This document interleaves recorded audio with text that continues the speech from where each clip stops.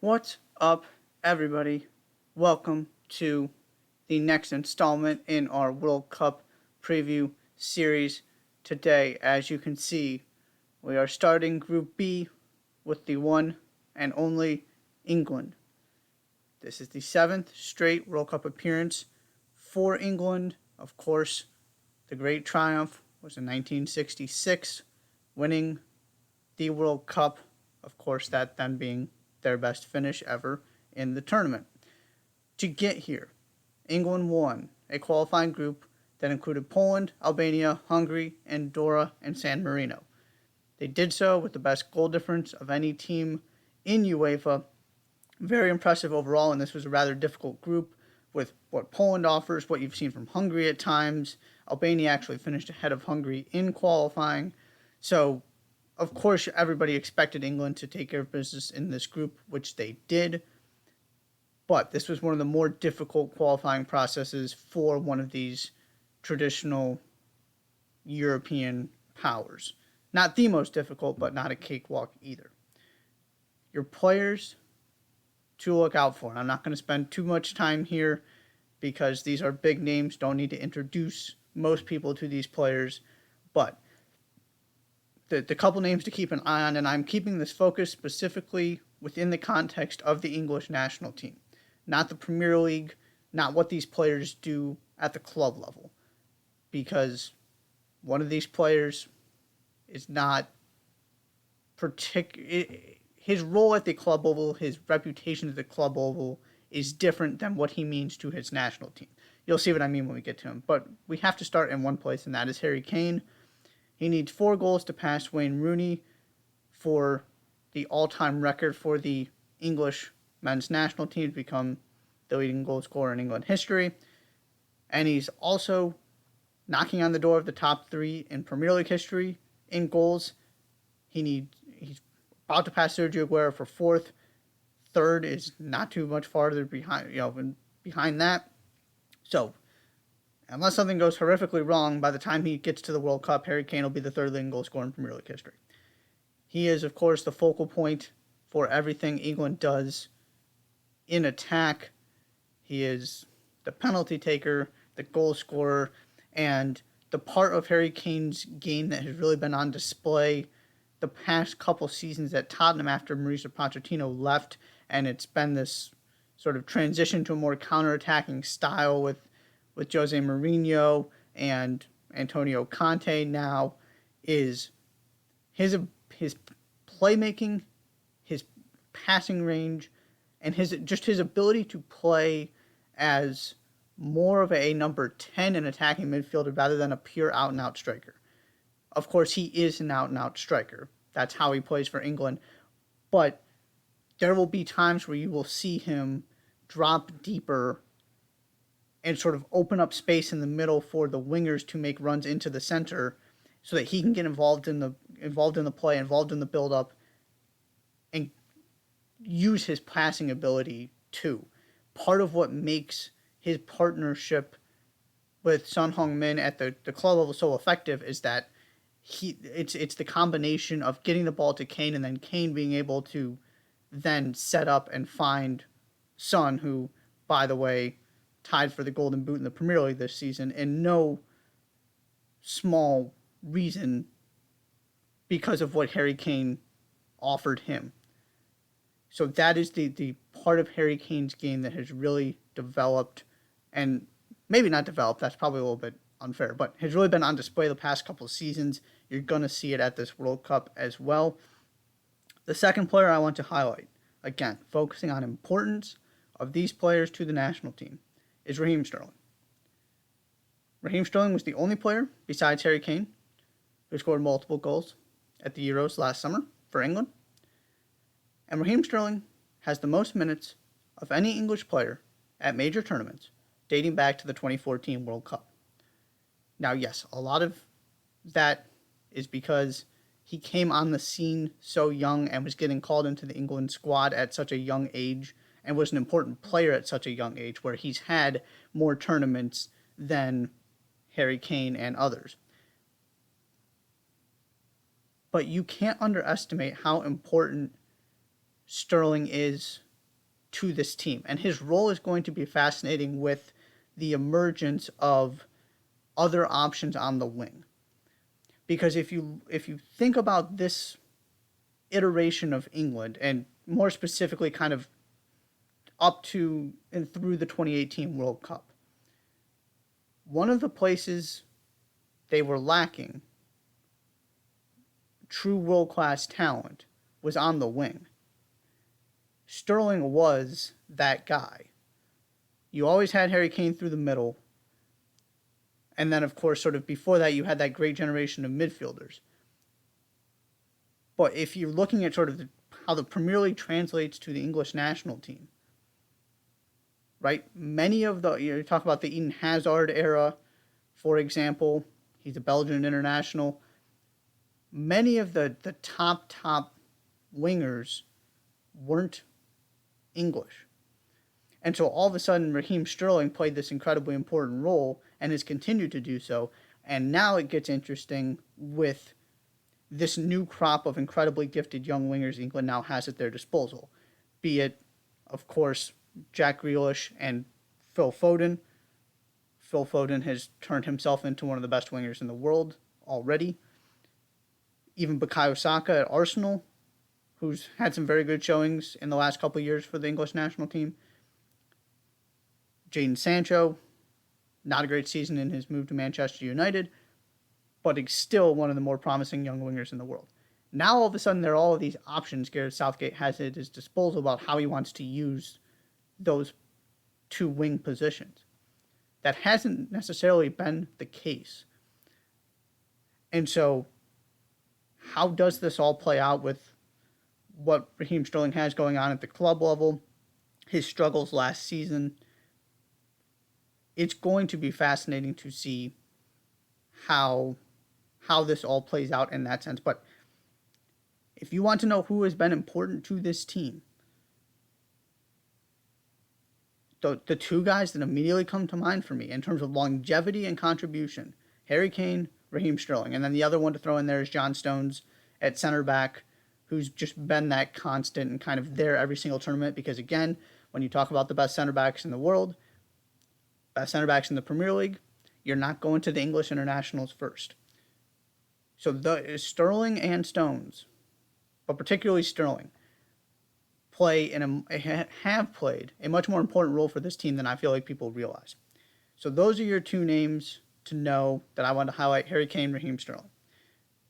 Breakout star, it's almost unfair to even define somebody that's going to make this team as a breakout star. I'm using the breakout star phrase and that category in my Substack written previews as a young player under the age of 25 who could use this tournament as sort of a stepping stone onto the international scene, maybe get a high-profile transfer, become a household name.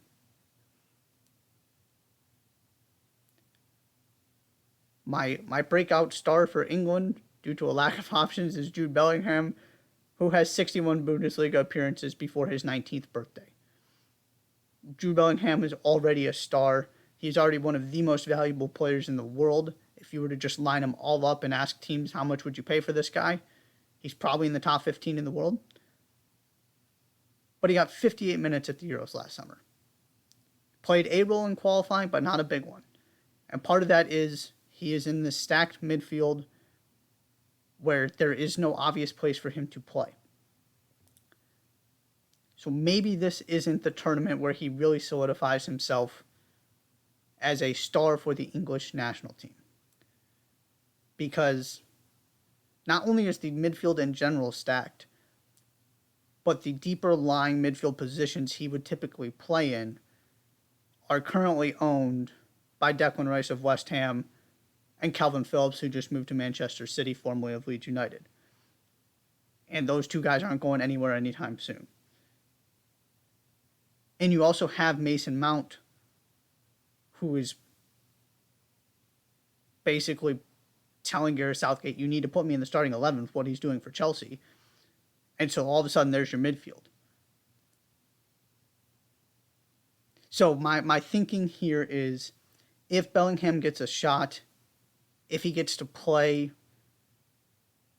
a decisive game or two, makes a difference coming off the bench, if he gets a start and plays really well, it might be the jumping off point for him to become a regular for this team rather than just one of the guys who make the squad play a little bit, as kind of a reserve backup. And of course, is going to be part of this team moving forward. But he hasn't hit the scene internationally yet. Everybody knows who he is. It's through no fault of his own. If he was playing on just about any other national team, he would be a lockdown starter at this point. He just happens to be English, and it happens to be this incredible collection of talent he's competing against right now. So I don't expect him to be a starter for most of this World Cup.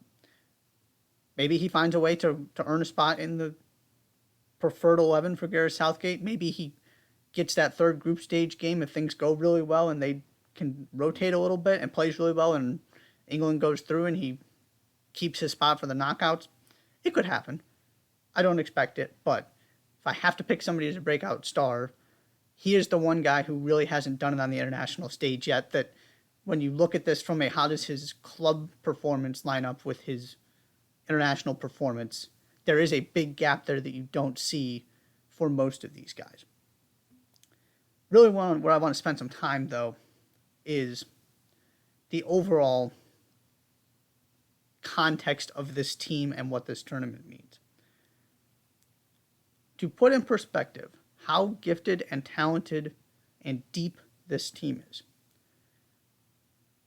the options at right back alone have a combined 5 Premier League titles and 6 appearances in the Champions League final. That's Trent Alexander-Arnold, Reece James, Kieran Trippier, and Kyle Walker. And all 4 of those guys have played started in the Champions League final.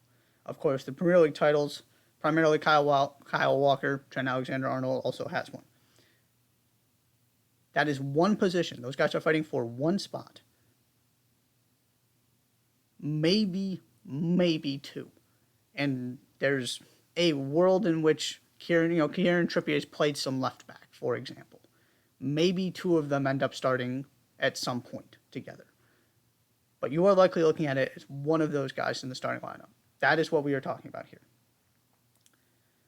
So in terms of why you should be optimistic about this team and their chances, it's that simple. There might be a team or two in the world that can combine this amount of top-end world-class talent with this depth. Is it the best starting 11 in the world? No. But what you have sitting on the bench is incredible. And if you're going to poke a weak spot here, it is certainly the center back position. And goalkeeper to an extent. There are times where you look at Jordan Pickford and wonder how he's the starting goalkeeper for England based on his club performances and the club he is at. But overall, he has been good for England. It is not an area of concern for me. We'll get to the area of concern in a second. But from a positional standpoint, if I'm looking at something, I'm looking at center back. Harry Maguire has been shaky the past couple seasons, sometimes downright bad at Manchester United. And John Stones is solid. He also can't consistently hold down a starting spot at his club. Now, that club is Manchester City. Again, if he was playing just about anywhere else, he would be a regular starter. He's a very good player. But you look at what especially in attack, what this team has and how it stacks up with the rest of the teams in the world, and you're looking at the Premier League, and you're not going to the English center backs as the best center backs in the league. You're going to Virgil van Dijk at Liverpool, and you're going to Ruben Diaz at Manchester City. So if you want to poke a hole, if you want an area of weakness, to me it is the center back position. But the real concern, if this is going to go poorly or if this is going to end in disappointment, which is anything less than, at least a trip to the semifinals, and I would argue anything other than winning the tournament is a disappointment at this point, just because of the opportunity that is in front of this team. Not that they're hands-down favorites. I don't consider them the favorites. but they are among the 3 or 4 favorites that you like their chances of being able to go all the way.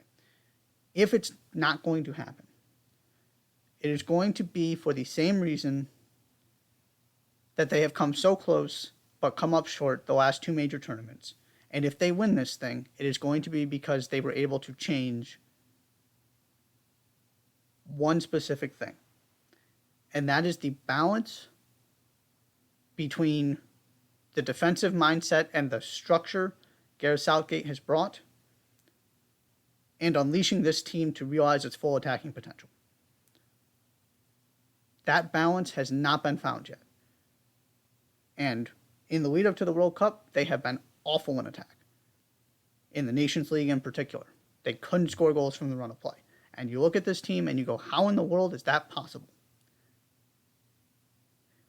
But look at their paths to the semifinals of the World Cup in 2018 and to the final of last summer's Euros. There were a lot of set-piece goals, 1-0s, strong defensive performances, finding ways to win ugly, not a lot of convincing results. And then, of course, you go ahead on home soil at the European Championships and take your foot off the gas, let Italy back into the game, and then ultimately concede a goal, losing penalties. You don't bring Jack Grealish on early enough. There are certainly flaws to point out in the way Gareth Southgate has approached this, and specifically sometimes the way he uses substitutions. It's strange because the same thing that has gotten them to this point, just sort of the situational stuff, the set pieces, being sound defensively, and above all else, just being able to win ugly and to keep yourself in games and to keep the other team from scoring so you are still alive and you just need 1 goal to get through. You're right, they've been great in knockout situations. They haven't been convincing, but they have, result-wise, they've been terrific. They have gotten there because Gareth Southgate has made them so pragmatic and so hard to beat. And at the same time, in those decisive moments against the best teams in the world, when you need that little bit of brilliance offensively, it hasn't shown up because they have been drilled in such and set up in such a conservative way. The balance needs to be tweaked heading into the World Cup. It's the same fundamental thing I keep coming back to about knockout tournaments, be it a World Cup or the NCAA basketball tournament. You have got, and this team is set up to do it, which is what makes them so different. You have got to be able to win different ways and to problem solve. They can keep a clean sheet, find a way to get a Harry Maguire set piece and beat you 1-0. Harry Kane can score a hat trick. Phil Foden can set up Raheem Sterling for the second, and they can beat you 4-1. They can, if they're down, they can just bring on a couple extra attackers, and all of a sudden you've got 5 or 6 terrifying players coming at you for the second half or the final 30 minutes or whatever it might be. But Gareth Southgate hasn't figured out how to put all of that together and be able to sort of pick and choose what he wants this team to be on a certain day. They have been drilled and sort of stuck in this conservative, cautious box. And when they need to get out of it, they haven't been able to. So that is the reason for concern.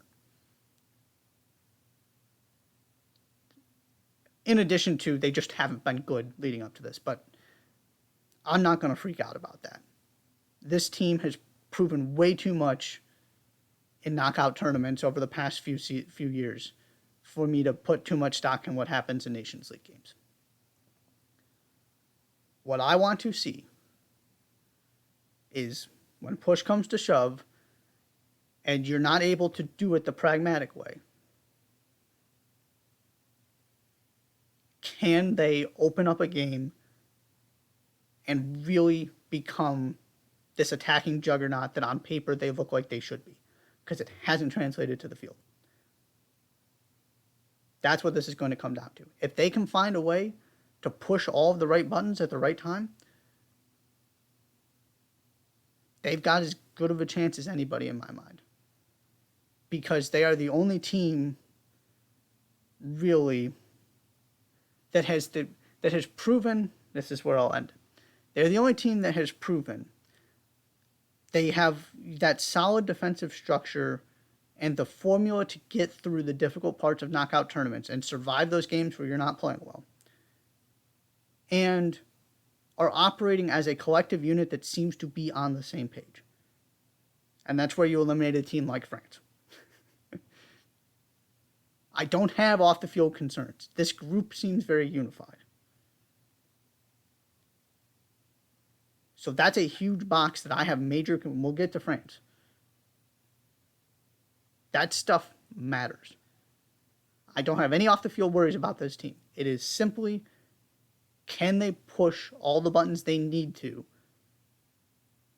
and sort of become a chameleon and pull the right strings at the... Can Gareth Southgate pull the right strings at the right time so that you see all of the different versions this English team can be? Because they are incredibly versatile, from the way they can line up with the different options they have and midfield on the wing to the actual way they play. Are we going to see something different, or is this going to be the third straight major tournament where England is impressive and starts building this excitement about it coming home because they make another deep run, and then you look back on it and they really weren't all that impressive from a performance standpoint, and we're out here talking about Gareth Southgate's substitutions and him being overly conservative, and people are calling for him to be fired, which some already are, which is frankly ridiculous. But are we talking about Gareth Southgate at the end of this tournament again? Because one way or another, I feel like we will be. The question is it going to be the same story again, or are we going to be talking about how Gareth Southgate found a way to get that little bit of extra out of this team and to unleash them just that little bit more to make them the attacking juggernaut they can be in just those specific moments that call for that more aggressive approach? So that